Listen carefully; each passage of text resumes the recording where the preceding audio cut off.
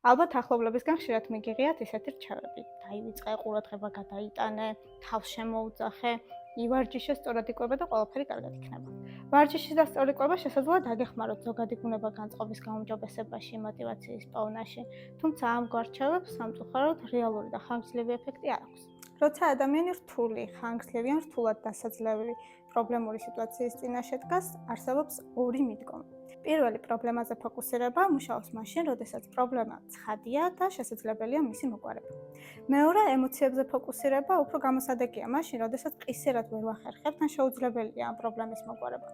ამ დროს აუცილებელია ამ პრობლემური სიტუაციის მიმართ ჩვენი დამოკიდებულებების და ემოციების გადამუშავება, იმისთვის რომ არ გადავიწვათ და არ გამომუშავდეს ფსიქოლოგიური ტრავმა. გეშტალტ-თერაპია გვაძლევს სივრცეს, დავაკვირდეთ და ჩავუყრავდეთ ჩვენს რეალურ განცდებს. მივიღოთ და მოусმინოთ მათ. რადგან სწორედ ამ პროცესში შესაძლებელია აღმოვაჩინოთ პრობლემასთან გამკლავების ყველაზე ოპტიმალური რეალისტური გზა. ემოციებზე ფოკუსირების დროს შეეცადეთ მოусმინოთ თქვენს განცდებს. რას განიცდით ამჟამად და რატომ არის მაინც და მაინც ეს განცდა ახლა თქვენთან ერთად.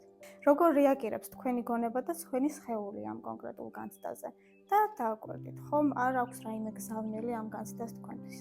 როცა ახლობლების მოცემული მარტივი რჩევები არ გშველის, ეს ნიშნავს, რომ ჩვენი განცდა უფრო ღრმა საკითხს უკავშირდება და სასურველია მას მეტი ყურადღება დავდოთ.